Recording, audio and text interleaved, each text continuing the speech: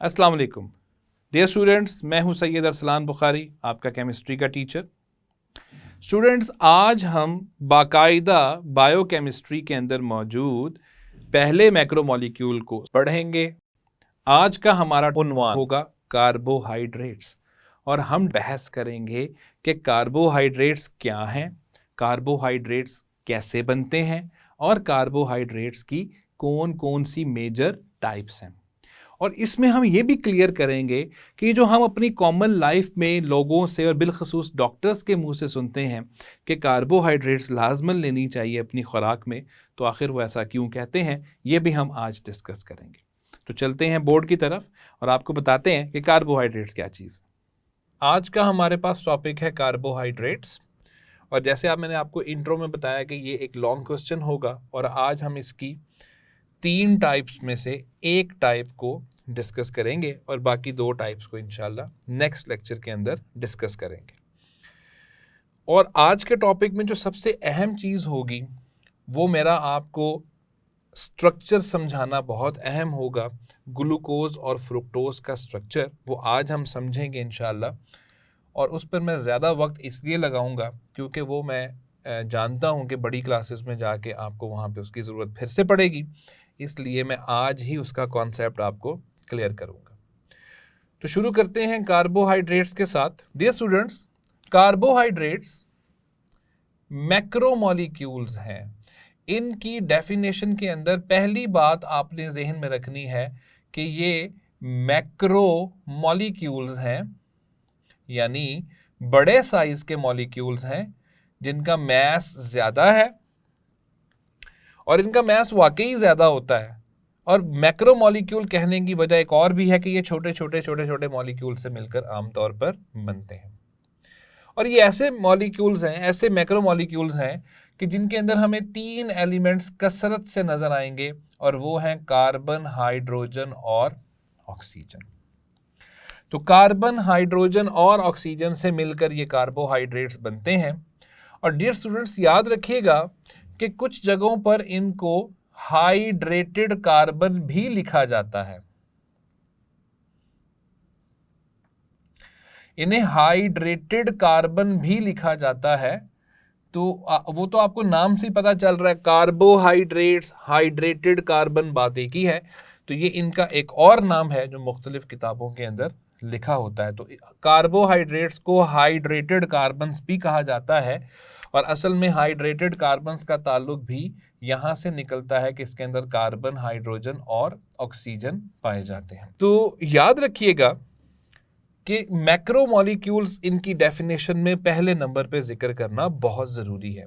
तो कार्बोहाइड्रेट्स क्या हैं? ये मैक्रोमोलिक्यूल्स हैं, ये ऑर्गेनिक मॉलिक्यूल्स हैं जिनके अंदर कार्बन, हाइड्रोजन और ऑक्सीजन पाया जाता है। अगर हम टेक्निकली बात करें तो डियर स्टूडेंट्स, टेक्निकली ये पॉलीहाइड्रोऑक्सी हैं। इस लफ्ज पे ज़रा गौर करें, पॉलीहाइड्रोऑक्सी। बच्चों, पॉली का मतलब होता है मैनी और हाइड्रोऑक्सी का मतलब है OH। तो इसका मतलब क्या है? इसका मतलब यह है कि कार्बोहाइड्रेट्स ऐसे कंपाउंड्स हैं, ऐसे मॉलिक्यूल्स हैं जिनमें काफ़ी ज़्यादा OH पाए जाएंगे। तो पॉलीहाइड्रोऑक्सी का मतलब है कि इनके अंदर काफ़ी ज़्यादा पाए जाते हैं, और मैं आपको बता रहा हूं कि एक से तो ज़्यादा होते हैं, यानी कम से कम 2 तो होते ही हैं OH, और इससे ज़्यादा होंगे। तो पॉलीहाइड्रोक्सी का मतलब है कि इनके अंदर काफ़ी ज़्यादा OH पाए जाते हैं। 2 भी होते हैं, 3 भी होते हैं, 4 OH भी होते हैं, हत्ता कि कसीर तादाद में OH भी पाए जाते हैं। तो पॉलीहाइड्रोक्सी का मतलब है कि इनमें काफ़ी ज़्यादा OH पाए जाते हैं। दूसरी चीज़, या तो ये एल्डिहाइड होंगे, या तो ये एल्डिहाइड होंगे, या कीटोन्स होंगे। तो या तो ये एल्डिहाइड होंगे या ये कीटोन्स होंगे। डियर स्टूडेंट्स, अगर कोई आपसे पूछता है कि कार्बोहाइड्रेट्स क्या हैं, तो आपने कहना है कि ये ऐसे मैक्रोमोलिक्यूल्स हैं जो पॉलीहाइड्रोऑक्सी हैं, और पॉलीहाइड्रोऑक्सी एल्डिहाइड्स हैं या पॉलीहाइड्रोऑक्सी कीटोन्स हैं। एल्डिहाइड्स और कीटोन्स की डिटेल आप लोग ऑर्गेनिक केमिस्ट्री में बहुत तफसील से पढ़ चुके हैं। आपने पढ़ा है कि एल्डिहाइड्स ऐसे ग्रुप को कहा जाता है कि जिसके अंदर ये वाला ग्रुप पाया जाता है, फंक्शनल ग्रुप, और कीटोन्स वो होते हैं कि जिसके अंदर ये वाला फंक्शनल ग्रुप पाया जाता है। सो डियर स्टूडेंट्स, कार्बोहाइड्रेट्स असल में एल्डिहाइड्स और कीटोन्स ही हैं, बस फर्क ये है कि ये ऐसे एल्डिहाइड्स और कीटोन्स हैं कि जिनके अंदर कसीर तादाद में OH पाए जाते हैं। मतलब या तो ये पॉलीहाइड्रोऑक्सी एल्डिहाइड्स होंगे या ये पॉलीहाइड्रोऑक्सी कीटोन्स होंगे। तो सबसे पहले इन सारी बातों को मिला के आप इनकी डेफिनेशन बनाएं, आप इसकी तारीफ बनाएं। तो कार्बोहाइड्रेट्स की तारीफ क्या है? कार्बोहाइड्रेट्स मैक्रोमोलिक्यूल्स हैं जो कि दरअसल पॉलीहाइड्रोऑक्सी एल्डिहाइड्स हैं या पॉलीहाइड्रोऑक्सी कीटोन्स हैं।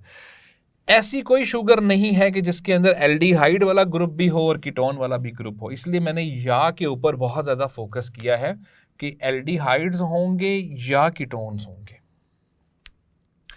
तो ये तो है इनकी तारीफ, ये है इनके टेक्निकली उनकी एक तारीफ हमने निकाल ली, हमें पता चल गया कि ये एल्डिहाइड्स हैं या कीटोन्स हैं और उनके अंदर बहुत ज़्यादा OH पाए जाते हैं, मतलब पॉलीहाइड्रोऑक्सी एल्डिहाइड्स हैं या पॉलीहाइड्रोऑक्सी कीटोन्स हैं। डियर स्टूडेंट्स, कार्बोहाइड्रेट्स की जो इसका वजूद है, अगर हम उसको डिस्कस करें तो हमें पता चलता है कि कार्बोहाइड्रेट्स को पौधे अपने जिस्मों में बनाते हैं। तो अगर आप इसके बनाने को, इसके वजूद को देखते हैं तो हमें पता चलता है कि कार्बोहाइड्रेट्स को पौधे तैयार करते हैं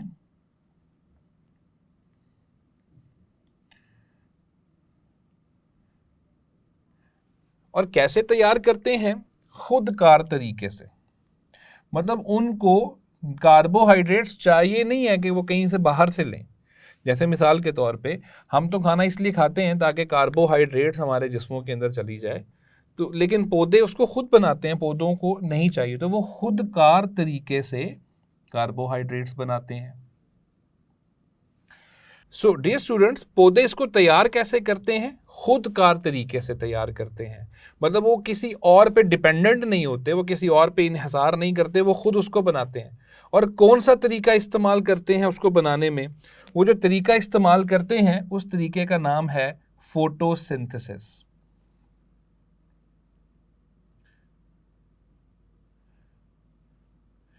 बायो के जितने भी स्टूडेंट्स हैं वो इस टर्मिनोलॉजी से बखूबी आगाह होंगे कि फोटोसिंथेसिस क्या होता है। फोटोसिंथेसिस एक ऐसा अमल है कि जिसके अंदर पौधे अपनी खुराक बनाते हैं सनलाइट को इस्तेमाल करते हुए।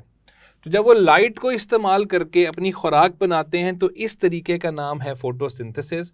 और असल में वो जो खुराक अपनी बनाते हैं डियर स्टूडेंट्स, वो खुराक असल में कार्बोहाइड्रेट्स की सूरत में ही बनती है। मिसाल के तौर पे अगर हम फोटोसिंथेसिस की इक्वेशन आपके सामने लिखते हैं, जो मसावात है, तो उस मसावात के अंदर वाटर है। ये वाटर वो कहाँ से लेते हैं? पौधे ज़मीन में से जज़्ब करते हैं जड़ों के ज़रिए। और कार्बन डाइऑक्साइड, ये कार्बन डाइऑक्साइड वो कहाँ से लेते हैं डियर स्टूडेंट्स? ये कार्बन डाइऑक्साइड हमारी हवा में मौजूद है और पत्तों से अंदर चली जाती है, लीव्स के ज़रिए ये उनके जिस्मों में जाती है और वहाँ पर फोटोसिंथेसिस का प्रोसेस होता है जिसके नतीजे में ग्लूकोज बन जाती है और ऑक्सीजन गैस खारिज होती है। अब बहुत सारे बच्चे सोचेंगे, वो कहेंगे सर यहाँ तो ग्लूकोज बन रहा है और आप शुरू में हमें कह रहे थे कि कार्बोहाइड्रेट्स बनते हैं। तो डियर स्टूडेंट्स, ग्लूकोज असल में एक कार्बोहाइड्रेट ही है। तो ग्लूकोज कार्बोहाइड्रेट की सबसे कॉमन मिसाल है जिसके साथ हमारी ज़िंदगी में हमारा कहीं ना कहीं ताल्लुक पड़ता ही रहता है। तो कार्बोहाइड्रेट्स को आम तौर पे ग्लूकोज की सूरत में पौधे बनाते हैं और बनाने तक इक्तफा नहीं है। अब ये जो ग्लूकोज बन गई है, इस ग्लूकोज को फिर मुख्तलिफ शक्लों में तब्दील कर दिया जाता है, मुख्तलिफ अशकाल के अंदर उसको कन्वर्ट कर दिया जाता है, उसको चेंज कर दिया जाता है। अब ये मुख्तलिफ अशकाल कौन सी हैं, तो मैं आपको बताता हूं डियर स्टूडेंट्स। इसमें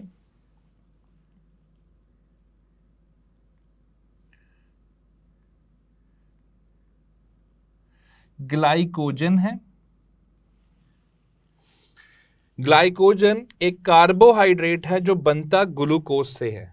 यानी आप क्या कह सकते हैं, आप यूं कह सकते हैं जैसे आप एक बिल्डिंग बना रहे हैं। आप एक बिल्डिंग बनाते हैं ईंटों के ऊपर, ईंटें जोड़ के एक बिल्डिंग बनती है। इसी तरह जब हमने ग्लाइकोजन नाम की बड़ी चीज़ बनानी है तो उसकी जो ईंटें हैं वो असल में कौन है, ग्लूकोज। तो ग्लूकोज के मॉलिक्यूल्स मिलते जाते हैं, मिलते जाते हैं, मिलते जाते हैं, और वो किस में कन्वर्ट हो जाते हैं, ग्लाइकोजन में कन्वर्ट हो जाते हैं। सो डियर स्टूडेंट्स, ग्लाइकोजन के अलावा दूसरी जो मिसाल हम डिस्कस करेंगे वो है सेलुलोज। पौधे क्या करते हैं, पौधे जो ग्लूकोज बनाते हैं उस ग्लूकोज को वो सेलुलोज के अंदर कन्वर्ट कर देते हैं, और सेलुलोज फिर बाद में उनके सेल वॉल और दीगर पार्ट्स बनाने के काम भी आता है। तो आप देखिए कि जो बड़े साइज के कार्बोहाइड्रेट्स हैं असल में वो भी छोटे छोटे कार्बोहाइड्रेट से मिलकर बन रहे हैं। मतलब उनकी जो बुनियादी इकाई है वो छोटे मॉलिक्यूल्स हैं, जैसे कि ग्लूकोज। तो ग्लूकोज मिलते हैं बहुत सारे मॉलिक्यूल्स आपस में, वो ग्लाइकोजन बनाते हैं। बहुत सारे ग्लूकोज मॉलिक्यूल्स आपस में जुड़ के सेलुलोज बनाते हैं, वो काइटिन बनाते हैं और दीगर कंपाउंड्स बनाते हैं। तो असल में कार्बोहाइड्रेट्स की जो बुनियादी इकाई निकलती है वो ग्लूकोज निकलती है, और ग्लूकोज खुद एक कार्बोहाइड्रेट भी है। ये आपने इनके वजूद के तौर पे जहन में रखना है कि पौधे कार्बोहाइड्रेट्स को तैयार करते हैं बिलखसूस ग्लूकोज की सूरत में, और फिर उसको मुख्तलिफ कंपाउंड्स के अंदर कन्वर्ट कर दिया जाता है। और फिर जब दीगर इंसान और जानवर जो हैं वो उन पौधों को खाते हैं तो वो कार्बोहाइड्रेट्स उनके जिस्मों में जाते हैं और जाके फिर डाइजेस्ट होते हैं, और उनसे एनर्जी भी मिलती है, और दीगर कामों के अंदर हम उसको इस्तेमाल भी करते हैं। तो कार्बोहाइड्रेट्स के इंट्रोडक्शन के अंदर ये चंद एक अहम बातें हैं जिनको आपने ज़हन में रखना है। अब हम आगे चलते हैं कार्बोहाइड्रेट्स की अक़साम पे।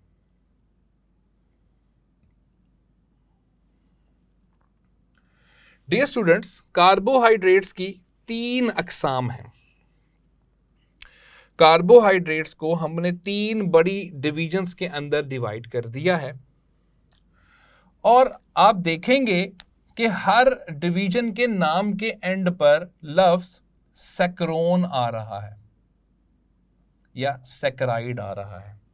ये जो लफ्ज सैकराइड है वो सैकरोन से निकला है।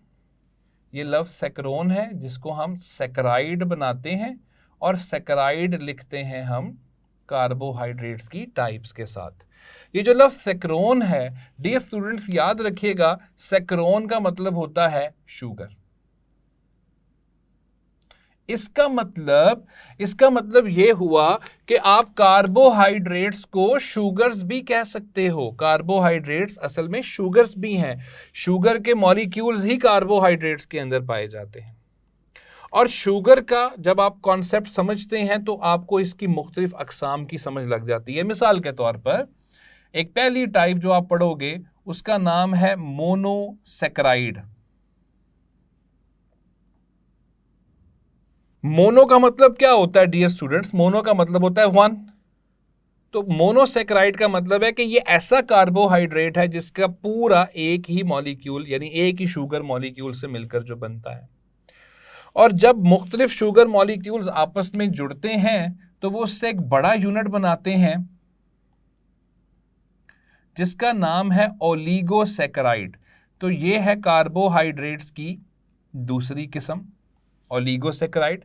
जबकि उसकी तीसरी किस्म भी है, और उस तीसरी किस्म का नाम है पॉलीसैकराइड। तो पॉलीसैकराइड तीसरी टाइप है कार्बोहाइड्रेट्स की। तो पहली टाइप मोनोसैकराइड, दूसरे नंबर पे ओलिगोसैकराइड, और तीसरे नंबर पर पॉलीसैकराइड। मोनोसैकराइड्स का मतलब है कि एक ही शुगर मॉलिक्यूल उसके अंदर मौजूद है। मोनो का मतलब वन और सैकराइड का मतलब है शुगर, तो मोनोसैकराइड के अंदर एक ही शुगर मॉलिक्यूल, ओलिगोसैकराइड के अंदर 2 से 9 शुगर मॉलिक्यूल्स। यानी हम ये कह सकते हैं कि अगर एक शुगर मॉलिक्यूल अकेला पड़ा हुआ है तो हम उसे मोनोसैकराइड के अंदर शुमार करेंगे। मिसाल के तौर पे ग्लूकोज एक अकेला यूनिट है तो वो मोनोसैकराइड में शुमार होगा। और जब ग्लूकोज 2 या 3 आपस में मिल जाएंगे तो वो ओलिगोसैकराइड बनाना शुरू कर देंगे। यानी जब 2 से 9 कम से कम 2 यूनिट मिलेंगे या ज्यादा से ज्यादा 9 यूनिट मिलेंगे तो ओलिगोसैकराइड होगा, और अगर 9 से भी ज्यादा यूनिट्स आपस में जुड़ जाते हैं तो वो पॉलीसैकराइड की सूरत आपके सामने आ जाएगा। मिसाल के तौर पे ग्लाइकोजन और सेलुलोज की अगर आप बात करें तो इसमें कई एक शुगर मॉलिक्यूल्स आपस में जुड़ चुके हैं। क्योंकि ये दोनों ही ग्लूकोज से मिलकर बने हैं तो हम कह सकते हैं कि दर्जनों की तादाद में ग्लूकोज के मॉलिक्यूल्स आपस में जुड़ते हैं तो वो ग्लाइकोजन और सेलुलोज बनाते हैं। तो ग्लाइकोजन और सेलुलोज का शुमार असल में पॉलीसैकराइड्स में होता है। तो डियर स्टूडेंट्स, जब आप सैकरोन का लफ्ज समझेंगे जिसका मतलब शुगर है और सैकरोन से लफ्ज सैकराइड निकाला तो आपको ये सारी समझ लग जाएंगी।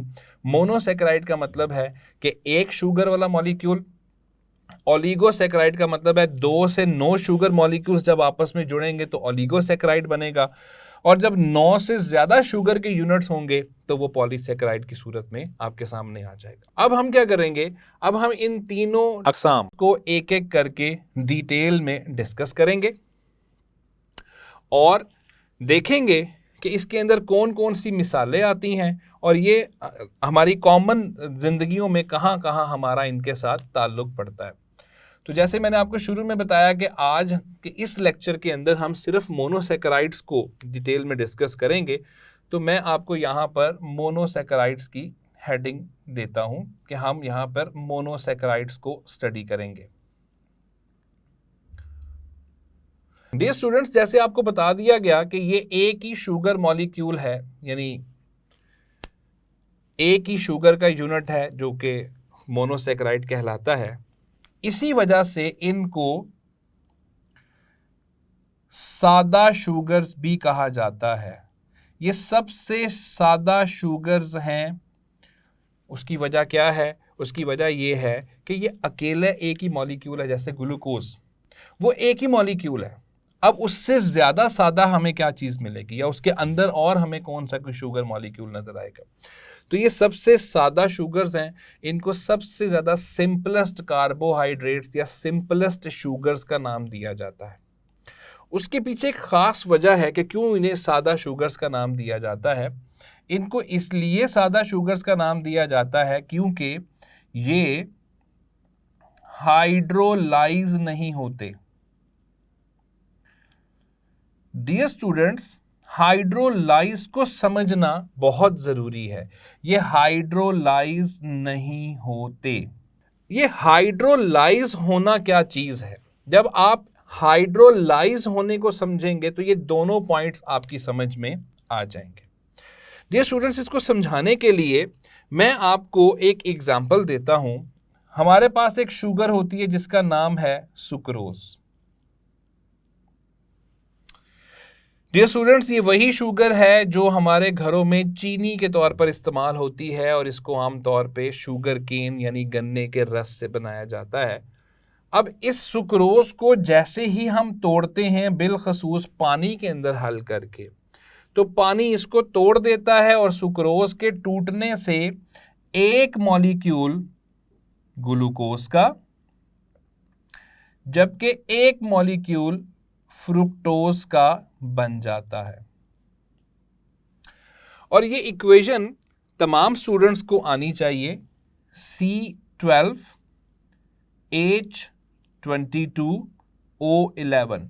C12H22O11 सुक्रोज का फॉर्मूला है और जो ही हम इसको पानी में हल करते हैं ये टूट के बनाता है C6H12O6 यानी ग्लूकोज और C6H12O6 यानी फ्रुक्टोज। डियर स्टूडेंट्स, सुक्रोज और फ्रुक्टोज दोनों का फॉर्मूला सेम है। दोनों का फॉर्मूला सेम है, दोनों के साख्त में फर्क है जिसको इंशाल्लाह आज के लेक्चर में हम डिटेल में डिस्कस करेंगे। अब देखिए कि ये एक बड़े साइज का मॉलिक्यूल था, ये एक बड़े साइज की शुगर थी, और जो ही हमने उसको पानी के अंदर हल किया तो पानी में वो टूट जाती है और टूट कर वो दो छोटे यूनिट्स बना देती है। आप देख सकते हैं कि ये दो छोटे यूनिट्स बन गए हैं। लेकिन अगर आप इन दोनों को मजीद तोड़ना चाहें, जैसे कि आप ग्लूकोज और फ्रुक्टोज को, पानी तो उसमें है, अगर आप उसके अंदर थोड़ा सा और पानी डालने की कोशिश करते हैं और आप उसको और तोड़ने की कोशिश करते हैं तो ये मज़ीद टूट के किसी नई चीज़ के अंदर नहीं आएगी, क्योंकि ये अपनी बुनियादी इकाई आखिरी पॉइंट तक पहुंच चुके हैं। इससे ये साबित हुआ कि हाइड्रोलिसिस क्या है। ये देखिए, हाइड्रोलिसिस का मतलब क्या है? हाइड्रो का मतलब है पानी, लाइसिस का मतलब है ब्रेक डाउन, स्प्लिट करना, तोड़ना। तो हाइड्रोलाइज का मतलब क्या हुआ?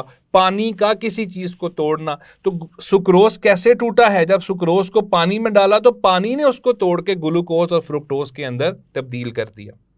इस अमल का नाम है हाइड्रोलिसिस। इसको हम लिखते हैं हाइड्रोलाइज हो गई है ये चीज। लेकिन अगर आप इन दोनों को पानी के अंदर हल करते हैं, ग्लूकोज को अलग करते हैं, फ्रुक्टोज को अलग करते हैं, वो पानी में हल हो जाएंगे, वो टूट के कोई नई चीज नहीं बनाएंगे। इसीलिए मैंने यहां पे लिखा कि ये हाइड्रोलाइज नहीं होते, वो पानी में हल हो जाते हैं, लेकिन रहते वो उसी सूरत में है। ग्लूकोज का ही सोल्यूशन बनाएगा, वो टूट कर किसी नई चीज के अंदर कन्वर्ट नहीं होगा। तो ना ये हाइड्रोलाइज हो सकते हैं, ना ही ये कोई नई चीज आपको प्रोड्यूस करके दे सकते हैं। इसलिए इन्हें सादा तरीन शुगर्स का नाम दिया जाता है कि ये सिंपलेस्ट शुगर्स हैं, कि इनसे ज्यादा सादा शुगर्स जो हैं वो आपको कहीं पर और नजर नहीं आएंगे। तीसरी बात, मोनोसैकेराइड्स का फॉर्मूला CnH2ON है। डियर स्टूडेंट्स, आपकी बुक के अंदर ये फॉर्मूला कार्बोहाइड्रेट्स के साथ अटैच कर दिया गया है कि कार्बोहाइड्रेट्स का ये फॉर्मूला है। तमाम कार्बोहाइड्रेट्स का ये फॉर्मूला नहीं होता। असल में ये फॉर्मूला मोनोसैकेराइड्स के ऊपर अमूमन सूट करता है। तो हम इसको मोनोसैकेराइड्स के अंदर लिखेंगे कि मोनोसैकेराइड्स का ये फॉर्मूला है।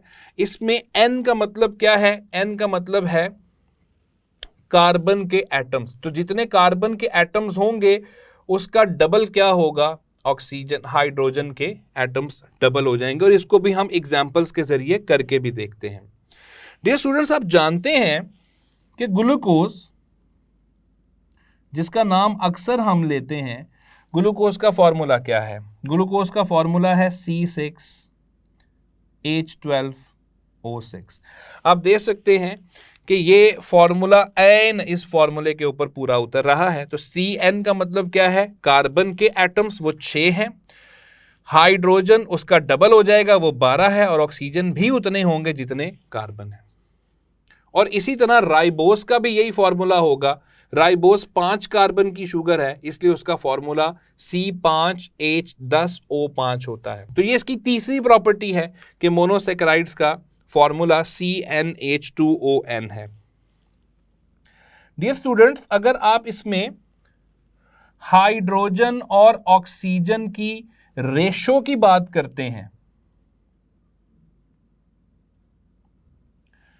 ये एक ऐसा पॉइंट है जो मैं समझता हूं कि हमारे स्टूडेंट्स को पता होना चाहिए। एक एक्स्ट्रा पॉइंट के तौर पे इसको बुक में मेंशन कर लीजिए कि इसमें हाइड्रोजन ऑक्सीजन रेशो जो निकलती है वो 2:1 निकलती है, जो फॉर्मूले से भी जाहिर हो रहा है कि इसमें हाइड्रोजन डबल होंगे। किसकी निस्बत? ऑक्सीजन की निस्बत, या आप कार्बन की निस्बत भी कह सकते हैं। तो इसमें हाइड्रोजन हमें डबल नजर आते हैं। तो जो रेशो नजर आती है वो रेशो में नजर आती है 2:1। सो डियर स्टूडेंट्स, इसके इंट्रोडक्शन में मैंने ये 4 पॉइंट्स आपको बताए हैं। नंबर 1 कि ये सादा शुगर्स हैं, सबसे सादा शुगर्स हैं। ये मजीद किसी नई शुगर के अंदर जो है वो टूट के तब्दील नहीं होते। ये हाइड्रोलाइज नहीं हो सकते, मतलब पानी के अंदर हल हो जाएंगे, लेकिन पानी इन्हें हाइड्रोलाइज करके किसी नई चीज़ के अंदर कन्वर्ट नहीं करेगा। सुक्रोज की मैंने मिसाल दे दी और ग्लूकोज की मिसाल दे दी, और उसके बाद इनका जनरल फार्मूला मैंने आपके सामने लिख दिया, और साथ में इजाफी पॉइंट मैंने आपको हाइड्रोजन और ऑक्सीजन की रेशो का बताया है। तो डियर स्टूडेंट्स, चलते हैं 5वीं खसूसियत के ऊपर। 4 खसूसियात आपके सामने मैं लिख चुका, 5वीं खसूसियत में चलते हैं। जैसे कि मैंने आपको शुरू में बताया कि मोनोसैकेराइड्स के अंदर कार्बन मौजूद होते हैं। जाहिर है ये शुगर हैं, तो एक मॉलिक्यूल जो शुगर का होगा उसमें कार्बन की कोई ना कोई अमाउंट तो होगी। तो मोनोसैकेराइड्स में हमने ये देखा है कि एक मॉलिक्यूल में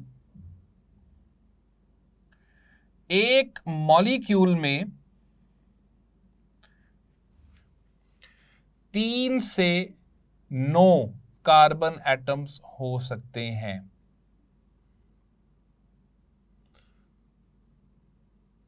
इसके हवाले से फिर हमने इनके अंदर कैरेक्टराइजेशन कर दी है, डिवीजन कर दी है, इसको हमने मजीद जो है वो तकसीम कर दिया है।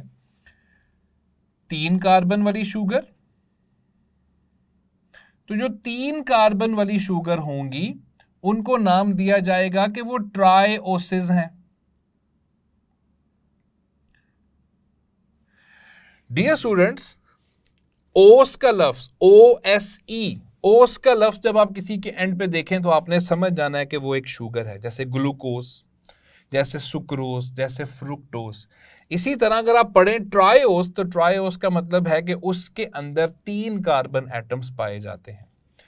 इसी तरह 4 कार्बन वाली जो शुगर्स होंगी, उन 4 कार्बन वाली शुगर्स को नाम दिया जाएगा कि वो टेट्राओसिस हैं, या टेट्रोसिस भी कहा जाता है। तो ये टेट्राओसिस भी कह सकते हैं, टेट्रोसिस भी कह सकते हैं। 5 कार्बन वाली जो शुगर है, उस 5 कार्बन वाली शुगर को हम पेंटोसिस भी कह सकते हैं। तो पेंटोस, पेंटा से ये लफ्ज निकला है, तो इनको हम पेंटोसिस भी कह सकते हैं। आप इसको कैसे लिखेंगे? आप इसको पेंटा लिख लीजिए। पेंटा का मतलब है 5 और साथ में ओसिस का लफ्ज ऐड कर लीजिए।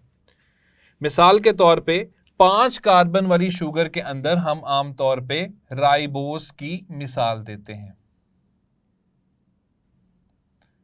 और राइबोस जिसका फॉर्मूला है C5H10O5, ये एक पेंटोस है या पेंटाओसिस है। इसी तरह 6 कार्बन वाली जैसे ग्लूकोज है वो हेक्साओसिस हैं, 7 वाली हेप्टाओसिस हैं, और ये हम 9 तक चले जाते हैं। इसका मतलब है कि इसमें जो हमें कैटेगरीज नजर आएंगी वो ट्राइओसिस, टेट्राओसिस और पेंटाओसिस की नजर आएंगी। लेकिन याद रखिएगा डियर स्टूडेंट्स के 5 कार्बन वाली और 6 कार्बन वाली हमारी कॉमन जिंदगी में हमें आम तौर पे इनके साथ कहीं ना कहीं हमारा ताल्लुक पड़ता रहता है। तो ये जो 6 कार्बन वाली हैं इनको हेक्सा चूंकि 6 को कहते हैं तो इनको हेक्साओसिस कहा जाता है। तो याद रखिएगा कि ये जो पेंटाओसिस हैं यानी पेंटोसिस हैं, और जो हेक्सोसिस हैं ये आम तौर पे बड़ी ही कॉमनली हमारी जिंदगियों में हमें नजर आती है। जैसे मैंने आपको राइबोस की मिसाल दी, तो राइबोस हम सब के जिस्मों में मौजूद है, क्योंकि आपने जो DNA और RNA पढ़ा है उन दोनों के अंदर राइबोस शुगर मौजूद होती है।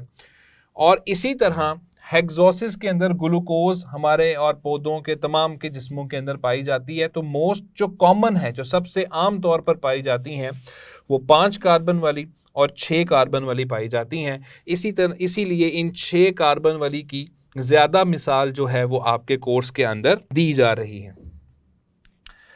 तो डियर स्टूडेंट्स, ये 5वीं खसूसियत है जो मैंने आपको समझाई है। तो पहली प्रॉपर्टी में ये सादा शुगर्स हैं, हाइड्रोलाइज नहीं हो सकते। जनरल फार्मूला आपके सामने है, हाइड्रोजन ऑक्सीजन रेशो 2:1 है, और एक मॉलिक्यूल में 3 से 9 कार्बन एटम्स पाए जाते हैं, जिसकी वजह से हमने इनको डिवाइड कर दिया है मुख्तलिफ कैटेगरीज के अंदर।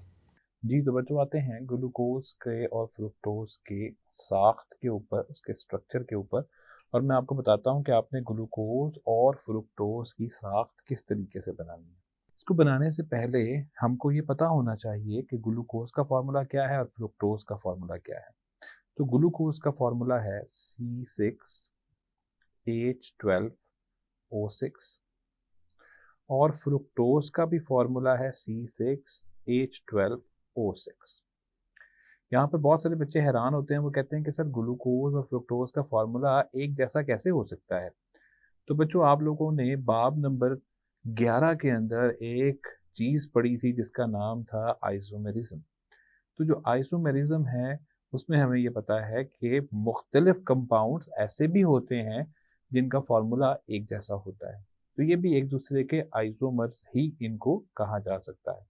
अब हम बात करेंगे कि इनकी साख्त जो है उसको किस तरीके से बनाया जाएगा। हमें ये पता होना चाहिए कि ग्लूकोज कौन है और फ्रुक्टोज क्या है। तो याद रखिएगा, अगर हम ग्लूकोज की बात करते हैं तो ग्लूकोज एक एल्डिहाइड है।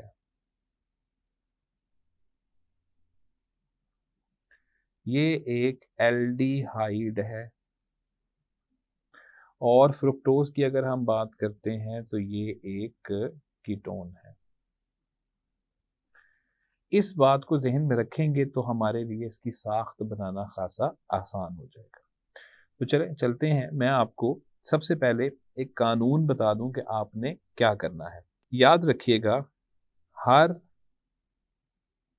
कार्बन एटम के साथ एक OH ग्रुप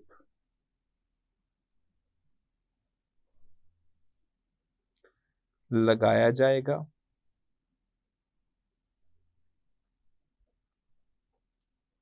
तो हर कार्बन एटम के साथ एक OH ग्रुप लगाया जाएगा,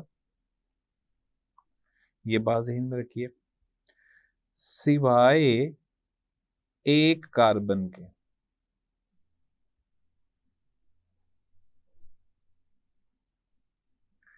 सिवाय एक कार्बन के, मिसाल के तौर पे जैसे हमें यहाँ पे नजर आ रहा है कि ग्लूकोज के अंदर 6 कार्बन है, तो इसमें हम 5 OH लगाएंगे। फ्रुक्टोज के अंदर भी 6 कार्बन है, हम एक कार्बन के साथ OH नहीं लगाएंगे, हम 5 कार्बन के साथ OH लगाएंगे। अब सवाल ये पैदा होता है कि उस एक कार्बन के साथ OH क्यों नहीं लगाएंगे, और वो एक कार्बन होगा कौन सा। याद रखिएगा, वो जो एक कार्बन है वो होगा उसका फंक्शनल ग्रुप। अभी हम जब इसकी साख्त बनाएंगे ना तो आपको ये सारी चीज खुद ब खुद क्लियर हो जाएगी। तो वो असल में उसके साथ उसका फंक्शनल ग्रुप जुड़ा होगा, वो उसका फंक्शनल ग्रुप होगा, और उसके साथ OH लगने की जगह होगी ही नहीं, इसलिए उसके साथ कोई OH नहीं आएगा। साबित हुआ कि जितने कार्बन्स की शुगर होगी, उन कार्बन, जितने भी कार्बन होंगे उससे एक कम कर लिया जाएगा तो उसमें OH होंगे। जैसे फ्रुक्टोज के अंदर हमें नजर आ रहा है कि 6 कार्बन है, तो बच्चों याद रखिएगा इसके अंदर 5 OH होंगे। और ग्लूकोज के अंदर भी 6 कार्बन है, तो इसके अंदर भी 5 ही क्या होंगे, OH मौजूद होंगे, एक कार्बन के साथ OH नहीं होगा। अब बच्चों इसका हम बनाते हैं इसकी साख्त। सबसे पहले मैं ग्लूकोज का स्ट्रक्चर आपके सामने बनाता हूं। जरा देखिएगा, एक कार्बन, 2, 3, 4, 5, 6। ये मैंने बच्चों आपके सामने 6 कार्बन बना दिए हैं ग्लूकोज के, क्योंकि ग्लूकोज के एक मॉलिक्यूल में 6 ही कार्बन होते हैं, इसलिए मैंने 6 कार्बन बना दिए। अब हमारा इल्म ये कहता है कि ग्लूकोज एक एल्डिहाइड है, तो हमारा काम होगा कि हम इसके अंदर एल्डिहाइड वाला फंक्शनल ग्रुप लगाएं, और एल्डिहाइड वाला फंक्शनल ग्रुप होता है C डबल बॉन्ड O, और C डबल बॉन्ड O की एक तरफ क्या जुड़ा होता है, H। अब बच्चे सोचेंगे सर दूसरी तरफ क्या होता है, तो दूसरी तरफ कार्बन की चेन होगी। इसका मतलब अगर हमने एल्डिहाइड बनाना है तो बच्चों एल्डिहाइड बनाने के लिए हमें या तो पहले कार्बन का इंतखाब करना पड़ेगा या आखिरी कार्बन का इंतखाब करना पड़ेगा, और इन दो कार्बन को हम लोग कहते हैं टर्मिनल कार्बन एटम, क्योंकि ये चेन के शुरू में है या चेन के आखिर में है। क्योंकि जब हम इसके साथ डबल बॉन्ड लगाएंगे और इसके साथ हाइड्रोजन लगाएंगे तो बच्चों फिर ये बनेगा ना एल्डिहाइड, या नीचे लगाएंगे या ऊपर लगाएंगे, तो ये हमारे पास एल्डिहाइड बन गया। अब एल्डिहाइड हमने बना दिया, ग्लूकोज एक एल्डिहाइड है, तो हमने साबित कर दिया कि ये एक एल्डिहाइड है। अब हम किसी दरमियान के कार्बन पे, मैं फर्ज कर लेता हूँ कि अगर हमारे पास, फर्ज कीजिए कि ये कार्बन नंबर 2 है, तो कार्बन नंबर 2 के साथ हम डबल बॉन्ड ऑक्सीजन का लगा नहीं सकते, क्योंकि अगर इसके साथ मैं आपको फर्ज कर यहाँ दिखा देता हूँ कि फर्ज कीजिए कि यहाँ पे हम डबल बॉन्ड ऑक्सीजन का लगा देते हैं। आप देखें कि ये कार्बन ऊपर से भी कार्बन के साथ जुड़ा हुआ है और ये कार्बन नीचे, तो ये कार्बन दोनों तरफ से, यानी ऊपर से भी कार्बन के साथ जुड़ा हुआ है और नीचे से भी कार्बन के साथ जुड़ा हुआ है। इसके साथ एच लगने की जगह ही नहीं बचेगी। इसका मतलब है इस सूरत में ये एल्डिहाइड नहीं बन सकता, लिहाजा हम यहाँ पर ऑक्सीजन नहीं लगाएंगे। तो ये एक एल्डिहाइड बन चुका है। अब हर कार्बन के साथ, इस कानून को जहन में ले आए, हर कार्बन के साथ हम क्या लगाएंगे, एक एक OH लगाएंगे। तो बच्चों, सबसे पहला OH यहां आ गया। अब यहां पर आपने जहन में रखना है कि जो तीसरा कार्बन होगा, जो तीसरा कार्बन होगा, इसमें याद रखिएगा कि आपने OH को दूसरी तरफ, इस तरफ लगाना है। सिर्फ तीसरे कार्बन पे OH को दूसरी तरफ लगा देना है और फिर बाकी आगे OH को हमने इस तरीके से ही आगे लेके चलना है। अब इसमें हमने तीसरे कार्बन के ऊपर OH उधर क्यों लगाया है, इसके पीछे एक पूरी साइंस है जिसको स्टीरियो आइसोमेरिज्म कहा जाता है। और असल में ग्लूकोज और फ्रुक्टोज एक दूसरे के इनैंशोमर्स होते हैं। ये आप लोग जब बड़े लेवल पे जाएंगे तो वहाँ पढ़िएगा।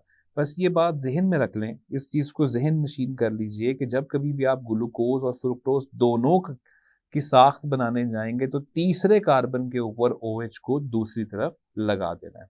तो गौर कीजिए, हमारी ये बात साबित हो रही है कि इसमें OH कितने आ गए, आप देख सकते हैं, 1 2 3 4 5। एक कार्बन जो पहले नंबर पर मौजूद है उसके साथ OH नहीं है, क्योंकि वो उसका फंक्शनल ग्रुप है। अब रही सही कसर कौन पूरी करेगा, तो हमने इससे कबल भी ये बात पढ़ ली हुई है कि जहां पर बॉन्ड्स पूरे ना हो रहे हों वहां पे हम हाइड्रोजन लगा के बॉन्ड्स को पूरा करते हैं। तो एक हाइड्रोजन यहाँ लग गया, चूंकि ऊपर वाले कार्बन के 4 बॉन्ड पहले ही पूरे हैं, 2 ऑक्सीजन के साथ, एक हाइड्रोजन के साथ, एक कार्बन के साथ। तो ये 4 बॉन्ड्स पहले ही पूरे हैं, इसका एक बॉन्ड रहता था, मैंने एक हाइड्रोजन लगा दिया। अगर हम तीसरे कार्बन को देखते हैं तो उसके पास भी एक बॉन्ड रहता है, मैं वहां हाइड्रोजन लगा देता हूँ।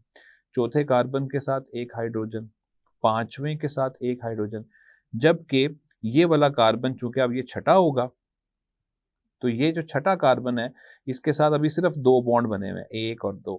इसके साथ हम 2 हाइड्रोजन एटम और लगा देंगे। कभी कभार जैसे कि आपकी हम किताब में देखते हैं कि इस चीज को उन्होंने मिला के कुछ यूं लिखा होता है H2C, और ये C ने ऊपर बॉन्ड बनाया हुआ और साथ में OH। तो इसमें कोई मजाइका नहीं है, सिर्फ उन्होंने क्या किया है कि इस हाइड्रोजन को और इस हाइड्रोजन को मिला के उसके साथ H2 की सूरत में लिख दिया। तो इसमें कोई मसला नहीं होना चाहिए। तो बच्चों, अब जरा आप गौर कीजिए, हम क्या करेंगे, हम यहाँ पे देखते हैं कि क्या हमारा फॉर्मूला मुकम्मल तौर पे यहाँ पर लागू हो रहा है। तो जरा गौर कीजिए, ये हमारा रहा पहला कार्बन, दूसरा, ये तीसरा, चौथा, पांचवा और ये छठा। तो ये हो जाएगा C6। हाइड्रोजन को देखते हैं, यहां से 1 2 3 4 5 6 7 8 9 10 11 12। तो C6 के साथ आ गया H12।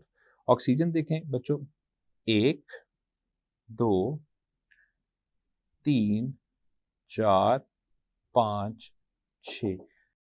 तो इस तरह बच्चों O6 भी हो जाता है। साबित हुआ कि हमारा ये फॉर्मूला साबित हो गया कि बिल्कुल ठीक है, तमाम बॉन्ड भी पूरे, हर एटम की वैलेंसी भी पूरी, और साथ ही साथ हमने ग्लूकोज का फॉर्मूला भी बना लिया, उसकी साख्त भी बना ली। अब इसी नॉलेज को, इसी इल्म को देखते हुए हम फ्रुक्टोज का स्ट्रक्चर और उसकी साख्त बनाते हैं। तो सबसे पहले आप क्या कीजिए कि 6 कार्बन बनाएं,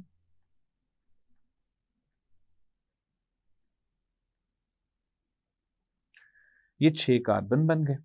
अब चूंकि हमें पता है कि ये एक कीटोन है, और कीटोन कौन होता है? कीटोन वो होता है जिसमें ये होता है कार्बन और इसके दोनों तरफ कार्बन वाले ही यूनिट लगे होते हैं। तो बच्चों, अगर हमें इसको कीटोन बनाना पड़ता है तो हमें दरमियान वाले एटम्स में से, टर्मिनल नहीं, पहला और आखिरी नहीं, दरमियान वाले में से किसी एटम के साथ हमें क्या करना पड़ेगा? उसका ग्रुप बनाना पड़ेगा। तो हम फर्ज कर लेते हैं कि हम यहाँ पे डबल बॉन्ड बनाते हैं। तो ज़रा गौर कीजिए, जैसे ही हम डबल बॉन्ड बनाते हैं हमें पता चलता है कि कार्बन और हाइड्रोजन के दरमियान, कार्बन और ऑक्सीजन के दरमियान डबल बॉन्ड बन गया, और इस कार्बन के ऊपर भी एक कार्बन है और इस कार्बन के नीचे भी एक कार्बन है। तो ये यही वाला ग्रुप बन जाएगा, यानी क्या बन जाएगा? कीटोन। तो ये एक कीटोन बन गया। अब जब ये कीटोन बन गया है तो हमने क्या करना है? अब हमने सबसे पहला काम ये करना है, इसके अलावा हर कार्बन के साथ एक एक क्या लगा देना है? OH लगा देना है। तो देखते हैं। तो बच्चों, OH लगाना शुरू करते हैं। सबसे पहले एक OH। अब जरा गौर कीजिए कि इसमें देखा जाए तो ये बनता है हमारा कार्बन नंबर 3। तो कार्बन नंबर 3 के हमने कहा था कि इस तरफ हम दूसरी तरफ क्या लगा देंगे? OH। तो ये हमने दूसरी तरफ इसके OH लगा दिया। यहाँ पर एक और OH, 3 OH हो गए, 4 OH हो गए, 5 OH हो गए। तो आप देखें, इसके अंदर भी हमारी बात ऊपर लिखी हुई सच साबित हो रही है कि इसके अंदर भी कितने OH होंगे? 5 ही OH होंगे। अब हमने बाकी बॉन्ड पूरे करने हैं तो साथ में हमें क्या लगाना पड़ेगा? हमेशा की तरह हाइड्रोजन। अगर हम पहले कार्बन को देखें तो इस पहले कार्बन के अंदर ये हमें सिर्फ नजर आ रहा है कि 2 बॉन्ड बने हुए, 1 और 2। इसके साथ हम एक हाइड्रोजन यहाँ लगाएंगे और एक हाइड्रोजन यहाँ लगाएंगे, और इसको कुल मिला के जैसे हमने बात की थी इस सूरत में भी लिखा जा सकता है। दूसरे कार्बन के साथ कोई हाइड्रोजन नहीं लगेगा क्योंकि उसके 4 बॉन्ड पहले ही पूरे हैं। एक ये वाला बॉन्ड, दूसरा ये वाला बॉन्ड, और 2 बॉन्ड ऑक्सीजन के साथ। तीसरे वाले के साथ एक हाइड्रोजन लगेगा, चौथे कार्बन के साथ भी एक हाइड्रोजन, पांचवें के साथ भी एक हाइड्रोजन, और छठे वाले के साथ 2 हाइड्रोजन लग जाएंगे। देखते हैं कि क्या हमारी साख्त सही बनी है। तो कार्बन को गिनते हैं जी। ये रहा कार्बन नंबर 1, 2, 3, 4, 5, 6। तो ये हमारे पास आएगा C6। हाइड्रोजन गिन लेते हैं, यहाँ से शुरू करते हैं। ये रहा पहला हाइड्रोजन, ये दूसरा, ये तीसरा, ये चौथा, ये पांचवा, ये 2 लग चुके हैं तो ये छठा और सातवां। 8 हाइड्रोजन, 9 है, 10 है, 11 और 12। तो साबित हुआ कि ये होगा H12। और ऑक्सीजन को देख लेते हैं। ये पहला ऑक्सीजन, ये दूसरा ऑक्सीजन, ये तीसरा ऑक्सीजन, ये चौथा, ये पांचवा और ये छठा ऑक्सीजन। तो इस तरह से ये फ्रुक्टोज का भी क्या बना दिया हमने? एक स्ट्रक्चर और एक साख्त बना के हमने फिर उसको वेरीफाई कर लिया, हमने उसको चेक कर लिया, हमने उसको देख लिया कि वो ठीक है। अब यहाँ से हम कुछ नताइज निकालेंगे बच्चों। वो नतीजा क्या निकलेगा? वो नतीजा, पहली बात ये निकलेगा कि ग्लूकोज एक एल्डिहाइड है और फ्रुक्टोज एक कीटोन है। इसके अलावा चूंकि इन दोनों के अंदर 5-5 OH पाए जाते हैं, इसलिए हम इनको नाम देते हैं कि ये है पेंटा। पेंटा का मतलब होता है 5। हाइड्रोऑक्सी, हाइड्रोऑक्सी का मतलब है OH। तो इसके अंदर पेंटा हाइड्रोऑक्सी है दोनों के अंदर, लेकिन फर्क ये है कि ये है पेंटा हाइड्रोऑक्सी कीटोन। किस कौन? फ्रुक्टोज। जबकि ग्लूकोज है पेंटा हाइड्रोऑक्सी एल्डिहाइड। अक्सर मुख्तसर सवालात की सूरत में ये सवाल आ जाता है कि ग्लूकोज और फ्रुक्टोज में फ़र्क बयान करें। तो आपने सबसे पहले तो उसकी साख्त बनानी है। साख्त बनाने के बाद आपने बताना है कि ग्लूकोज एक पेंटा हाइड्रोऑक्सी एल्डिहाइड है और फ्रुक्टोज एक पेंटा हाइड्रोऑक्सी कीटोन है।